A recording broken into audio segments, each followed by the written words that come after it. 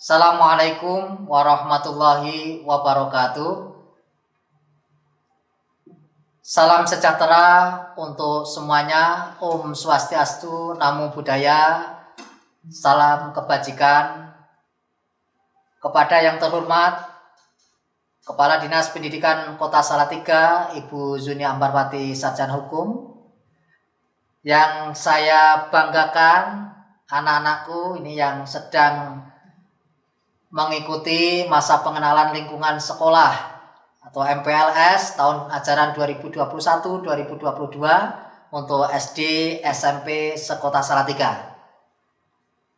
Ya, sebelum kita mulai, perkenalkan dulu ya, dalam kesempatan ini bersama saya Sutomo, agen penguatan karakter Puspeka Kemendikbudristek, yang akan menyampaikan materi berkaitan dengan sosialisasi penguatan profil pelajar Pancasila dalam menyongsong generasi Indonesia Emas 2045. Oke anak-anakku, ini sebelum kita lanjutkan materi, maka kita yel-yel dulu ya. Jadi yel-yelnya biar semangat, imunnya kuat dan sehat. Jangan dikira di rumah tidak semangat, ya di rumah harus semangat. Maka ikuti gerakan Pak Tomo ini. Ayo, kalau Pak Tomo bilang siapa kita? Indonesia. Siapa kita? Pelajar Pancasila. Salam cerdas berkarakter. Oke. Ini yel-yelnya ya. Ini harus kalau belum hafal nanti diulang-ulang. Siapa kita? Indonesia. Siapa kita? Pelajar Pancasila. Siapa kita? Pelajar Pancasila. Salam cerdas berkarakter. Nah, itu nanti bisa menjadi motivasi kita untuk mengingat profil pelajar Pancasila dengan yel-yelnya yang Pak Tomo sampaikan. Oke, kita akan belajar bersama berkaitan dengan apa itu profil pelajar Pancasila. Nah, ini anak-anakku, peserta daring MPLS SD dan SMP sekota Salatiga. Kita bersama yuk, pentingnya profil pelajar Pancasila. Nah, ini ada 6 karakter profil pelajar Pancasila. Yang pertama yaitu beriman, bertakwa kepada Tuhan Yang Maha Esa dan berakhlak mulia. Yang kedua, berkebinekaan global. Ketiga, bergotong royong. Yang keempat, kreatif. Kelima, bernalar kritis. Dan yang terakhir, keenam, mandiri. Nah, dari 6 karakter ini tentunya kita semangat untuk mempraktekkan, ya, untuk mengimplementasikan dalam kehidupan kita sehari-hari. Oke, selanjutnya anak-anakku, mari kita cermati bersama. Bagaimana yang pertama tadi, beriman, bertakwa kepada Tuhan Yang Maha Esa dan berakhlak mulia. Nah, tentunya mari kita pahami bersama. Pelajar Indonesia yang berakhlak mulia adalah pelajar yang berakhlak dalam hubungannya dengan Tuhan Yang Maha Esa. Ia memahami ajaran agama dan kepercayaannya serta menerapkan pemahaman tersebut dalam kehidupan sehari-hari. Jadi elemen kuncinya bagaimana kita mewujudkan akhlak beragama, akhlak pribadi, akhlak kepada manusia, akhlak kepada alam, dan tentunya bagaimana kita berakhlak pada negara. Nah, selanjutnya, kita akan sampaikan contoh-contoh ini anak-anakku ya.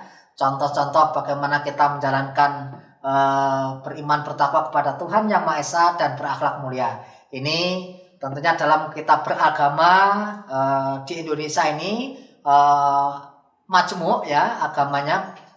Tentunya kita harus saling menghargai, saling menghormati dalam menjalankan, melaksanakan ibadah dalam kehidupan bermasyarakat. Kita punya keyakinan, kita punya agama masing-masing, dan kita harus saling menghormati dan menghargai. Ya, next selanjutnya. Ini berkebinekaan global ya. Tentunya ini kita gali apa itu berkebinekaan global.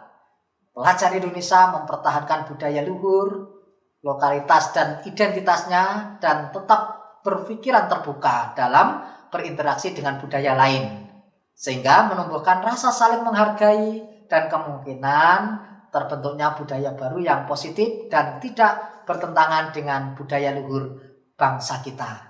Nah, yang perlu kita cermati anak-anakku ya semuanya, elemen kunci berkebinekaan global ini, yang pertama mengenal dan menghargai budaya. Banyak budaya kita yang ragam budaya yang kita dapatkan untuk di negara Indonesia ini. Tentunya kaya budaya inilah yang menjadi ciri khas bangsa Indonesia. Nah, kemampuan berkomunikasi interkultural dalam berinteraksi dengan sesama. Tentunya ini kita butuhkan karena kita tidak bisa hidup sendiri, tapi bagaimana kita berhidup sosial ya, bagaimana kita membangun komunikasi dengan baik dengan sesama. Yang ketiga itu refleksi dan tanggung jawab terhadap pengalaman kebinekaan. Nah, tentunya tidak diragukan lagi bahwa Indonesia inilah ragam kebinekaan, dan tentunya mari kita jaga kebinekaan ini menjadi sebuah kekayaan bangsa Indonesia yang terus kita jaga bersama. Selanjutnya, nah ini contoh anak-anakku ya, praktek dalam berkebinekaan global ini. Banyak contoh ini, meskipun contoh terbatas, menjadi inspirasi bagi anak-anakku semuanya. Bagaimana tari di Indonesia itu juga luar biasa banyaknya. Nah, untuk mengamalkan nilai-nilai Pancasila ini bisa kita wujudkan dalam bentuk film pendek, dalam bentuk twibbon, dalam bentuk karya-karya yang lain. Tentunya inilah yang akan menjadi motivasi kita dalam terus menjaga atau melestarikan budaya di Indonesia. Nah, yang ketiga, karakter gotong royong. Nah, ini sudah sejak kecil ya, sejak kecil Pak Tomo sudah mengenal ini ya, bagaimana mempraktekkan gotong royong itu ya. Pelajar Indonesia harus memiliki kemampuan gotong royong ya, ini baik di rumah, terutama yang saat ini pandemi ya anak-anakku ya. Pandemi ini tidak menghalangi kita untuk bagaimana mendukung keluarga kita, lingkungan kita dalam melakukan gotong royong. Nah, bentuk gotong royongnya ini macam-macam, apalagi di pandemi ini harus hati-hati ya. Mari kita terus kobarkan semangat gotong royong itu, yaitu dengan kemampuan untuk melakukan kegiatan secara bersama-sama dengan sukarela agar kegiatan yang dikerjakan dapat berjalan lancar, mudah, dan ringan. Ini bisa kita lakukan di keluarga, di masyarakat, atau dalam kehidupan bersosial. Nah, ini bagaimana kita mampu berkolaborasi, kepedulian yang tumbuh pada diri kita, dan berbagi itu sudah melekat pada diri kita. Nah, ini kita memang jelas ya, tidak bisa hidup sendiri, tidak bisa hidup ya seorang diri, tapi kita adalah makhluk sosial. Kita harus mampu melakukan ya, beradaptasi, berkolaborasi dengan sesama teman-teman kita atau saudara-saudara kita. Nah, ini contoh-contoh, ini juga banyak contoh lain yang tentunya anak-anak juga sudah banyak melakukan praktek-praktek gotong royong di rumah maupun di lingkungannya, di lingkungan sekolah masing-masing. Selanjutnya anak-anakku, mandiri. Nah, ini sebuah karakter yang harus kita tanamkan pada diri kita. Pelajar Indonesia merupakan pelajar mandiri, ya, yaitu pelajar yang bertanggung jawab atas proses dan hasil belajarnya.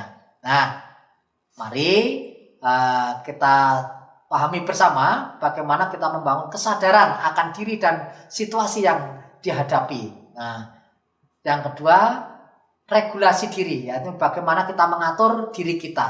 Nah, anak-anakku, dalam kondisi pandemi COVID-19 ini tentunya bagaimana kita tertantang untuk menanamkan pada diri kita, kita siap untuk mandiri dan siap untuk melakukan yang terbaik untuk diri kita sendiri.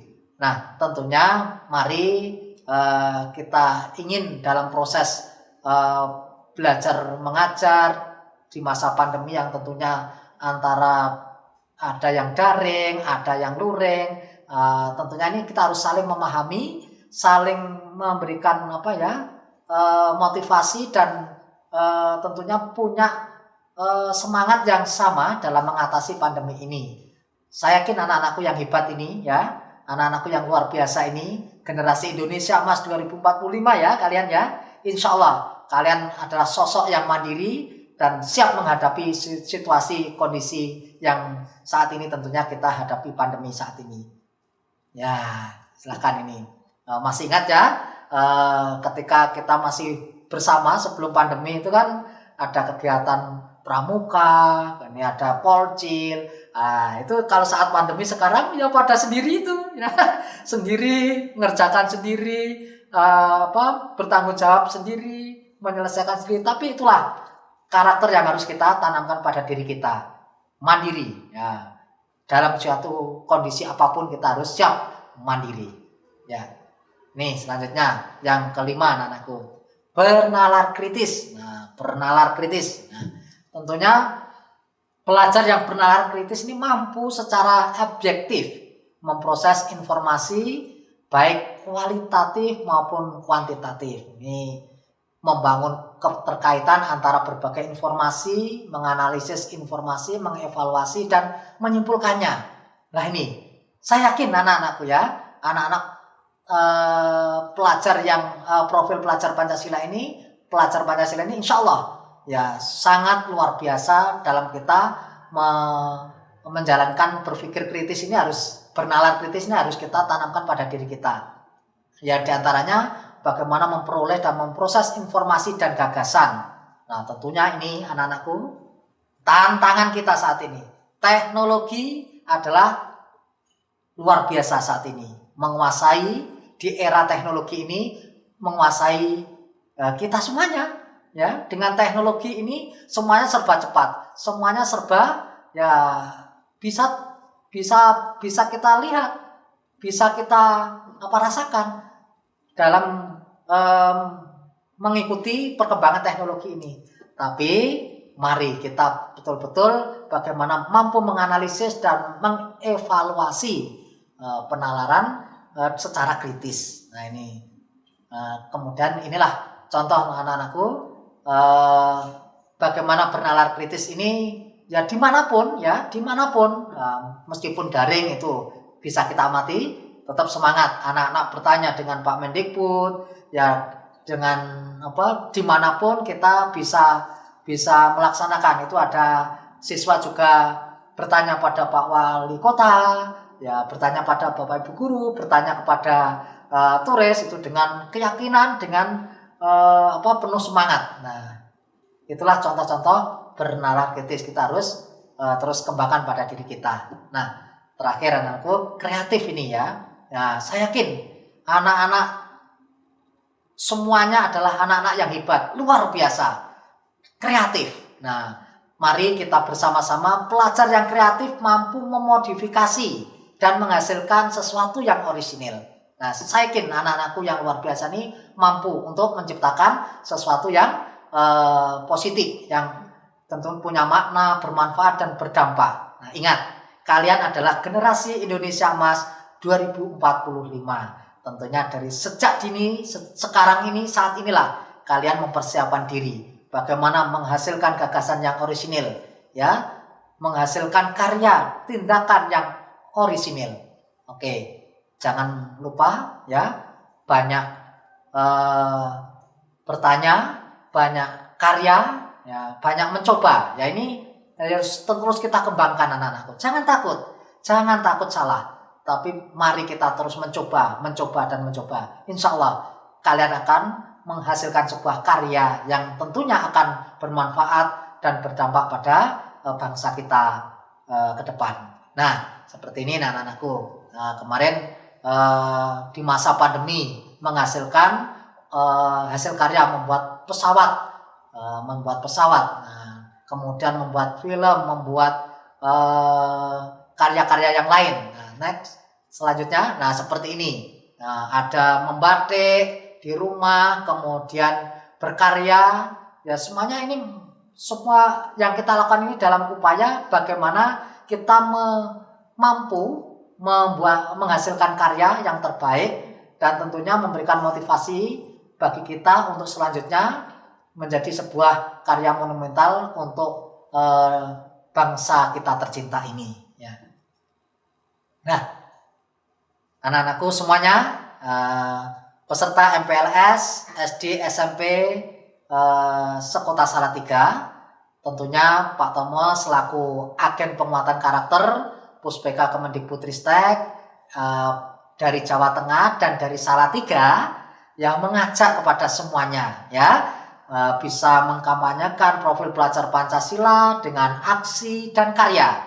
Ya tadi yang sudah Pak Tomo sampaikan di awal, tentunya inilah bisa melalui Twibbon, bisa melalui karya-karya yang lain, ya, bisa melalui tulisan. Ya, mari Pak Tomo mengajak semuanya, mengajak anak-anakku yang hebat dan luar biasa, SD dan SMP di Kota Salatiga untuk semangat mengkampanyekan profil pelajar Pancasila dengan aksi dan karya. Ini Ibu Kadinas juga dengan memberikan contoh, ya, Twibbonnya semangat. Insya Allah ini yang bisa saya sampaikan anakku. Nanti suatu saat kita akan terus tiada henti mengkampanyekan profil pelajar Pancasila kepada seluruh siswa, masyarakat, dan jajaran pemerintah untuk Kota Salatiga untuk semuanya. Terima kasih, dari saya cukup sekian. Assalamualaikum warahmatullahi wabarakatuh. Terakhir dengan yel-yel lagi ya. Siapa kita? Indonesia. Siapa kita? Pelajar Pancasila. Siapa kita?